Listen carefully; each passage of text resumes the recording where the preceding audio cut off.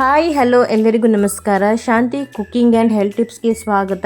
ಈ ರೀತಿಯಾಗಿ ಡಿಫ್ರೆಂಟಾಗಿ ಒಂದು ಸಲ ನಾಟಿ ಕೋಳಿ ಚಿಕನ್ ಸಾಂಬಾರನ್ನು ಮಾಡಿ ಮತ್ತೆ ಮಾಡ್ಕೊಂಡು ತಿಂತೀರ, ಅಷ್ಟು ಚೆನ್ನಾಗಿರುತ್ತೆ.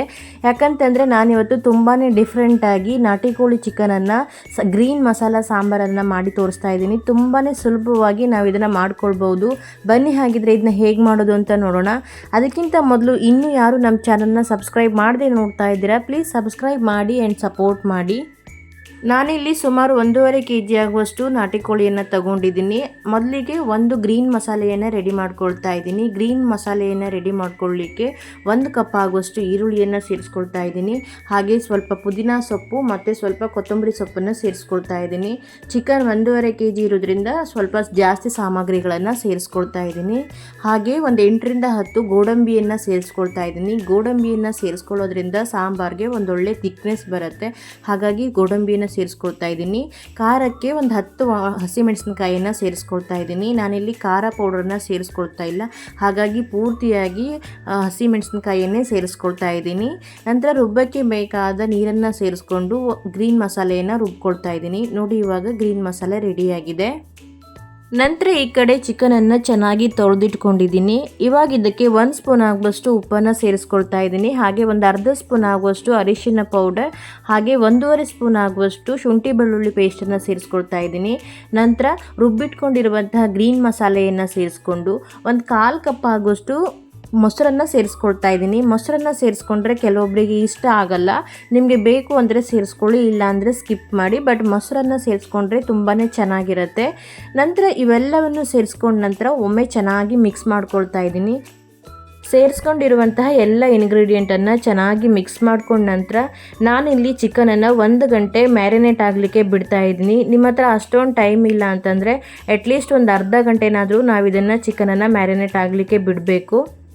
ನಾವಿಲ್ಲಿ ಎಷ್ಟು ಚಿಕನನ್ನು ಮ್ಯಾರಿನೇಟ್ ಆಗಲಿಕ್ಕೆ ಟೈಮ್ ಕೊಡ್ತೀವೋ ಅಷ್ಟು ಸಾಂಬಾರು ರುಚಿ ಚೆನ್ನಾಗಿ ಬರುತ್ತೆ. ಹಾಗಾಗಿ ನಾನಿಲ್ಲಿ 1 ಗಂಟೆ ಮ್ಯಾರಿನೇಟ್ ಆಗಲಿಕ್ಕೆ ಬಿಡ್ತಾ ಇದ್ದೀನಿ.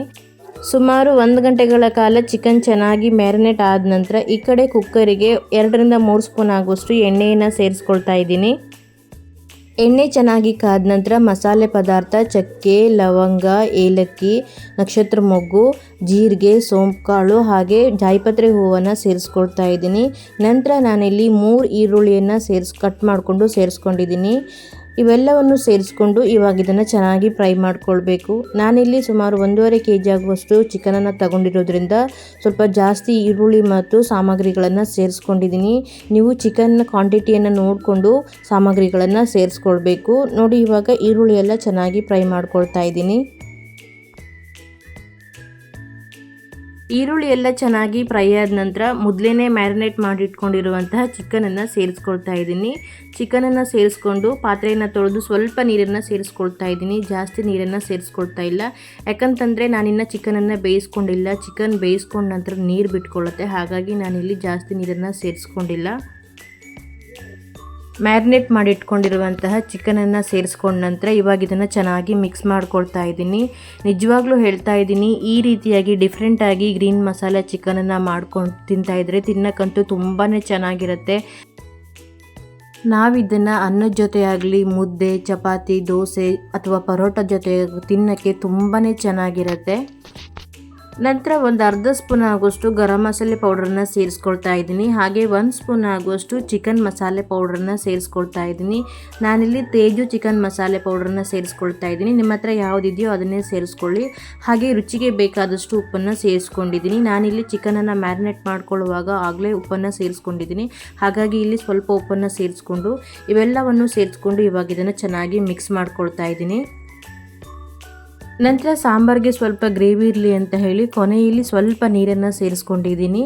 ಹಾಗೆ ಅರ್ಧ ಕಡಿ ಲಿಂಬು ರಸವನ್ನು ಸೇರಿಸ್ಕೊಳ್ತಾ ಇದ್ದೀನಿ. ಲಿಂಬುವನ್ನು ಸೇರಿಸ್ಕೊಂಡು ಒಮ್ಮೆ ಇದನ್ನು ಚೆನ್ನಾಗಿ ಮಿಕ್ಸ್ ಮಾಡ್ಕೊಳ್ತಾ ಇದ್ದೀನಿ. ನಂತರ ಚಿಕನನ್ನು ಬೇಯಿಸ್ಕೊಳ್ಬೇಕು. ನಾನಿಲ್ಲಿ ಕುಕ್ಕರಲ್ಲಿ ಮಾಡ್ತಾ ಇರೋದ್ರಿಂದ ಕುಕ್ಕರ್ನ ಕ್ಯಾಪ್ ಹಾಕಿ ಒಂದು 2ರಿಂದ 3 ವಿಸಿಲ್ ಹಾಕಿ ಚಿಕನ್ ಸಾಂಬಾರನ್ನು ಚಿಕನನ್ನು ಬೇಯಿಸ್ಕೊಳ್ತಾ ಇದ್ದೀನಿ. ನೀವೇನಾದರೂ ಪಾತ್ರೆಯಲ್ಲಿ ಮಾಡ್ತಾ ಇದ್ದೀರಾ ಅಂತಂದರೆ ಮುಚ್ಚಳ ಮುಚ್ಚಿ ಒಂದು 10 ನಿಮಿಷ ಸಾಂಬಾರನ್ನು ಚೆನ್ನಾಗಿ ಕುದಿಲಿಕ್ಕೆ ಬಿಡಬೇಕು. ಹಾಗೆ ಚಿಕನನ್ನು ಕೂಡ ಚೆನ್ನಾಗಿ ಬೇಯಲಿಕ್ಕೆ ಬಿಡಬೇಕು. ನೋಡಿ, ಇವಾಗ ಚಿಕನ್ ಚೆನ್ನಾಗಿ ಬೆಂದಿದೆ. ನಾನು ಆಗಲೇ ಹೇಳಿದಾಗೆ ಚಿಕನ್ನು ನೀರು ಬಿಟ್ಕೊಂಡು ಎಷ್ಟು ಚೆನ್ನಾಗಿ ಬೆಂದಿದೆ ನೋಡಿ. ಇವಾಗ ನೋಡಿದ್ರಲ್ವ ತುಂಬಾ ಸುಲಭವಾಗಿ ನಾವು ಈ ಚಿಕನ್ ಸಾಂಬಾರನ್ನು ಮಾಡ್ಕೊಳ್ಬೋದು.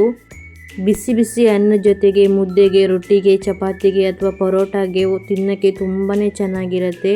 ನೋಡಿದ್ರಲ್ವ ತುಂಬಾ ಸುಲಭವಾಗಿ ನಾಟಿ ಕೋಳಿ ಚಿಕನ್ ಗ್ರೀನ್ ಮಸಾಲೆಯನ್ನು ಹೇಗೆ ಮಾಡ್ಕೊಳ್ಬೋದು ಅಂತ ಹೇಳಿ. ನಾನು ಮಾಡಿರುವಂತಹ ಈ ವಿಡಿಯೋ ನಿಮಗೆ ಇಷ್ಟ ಆದರೆ ನೀವು ಕೂಡ ಇದನ್ನು ಟ್ರೈ ಮಾಡಿ. ಹಾಗೆ ಯಾರೆಲ್ಲ ಈ ವಿಡಿಯೋ ನೋಡ್ತಾ ಇದ್ದೀರಾ ಪ್ಲೀಸ್ ಲೈಕ್ ಆ್ಯಂಡ್ ಕಮೆಂಟ್ ಮಾಡಿ. ಹೊಸದಾಗಿ ನಮ್ಮ ಚಾನಲ್ನ ನೋಡ್ತಾ ಇರುವವರು ಸಬ್ಸ್ಕ್ರೈಬ್ ಮಾಡಿ ಆ್ಯಂಡ್ ಸಪೋರ್ಟ್ ಮಾಡಿ. ಬಾಯ್, ಹ್ಯಾಪಿ ಕುಕ್ಕಿಂಗ್. ಮತ್ತೆ ಸಿಗೋಣ ಹೊಸ ರೆಸಿಪಿಯೊಂದಿಗೆ.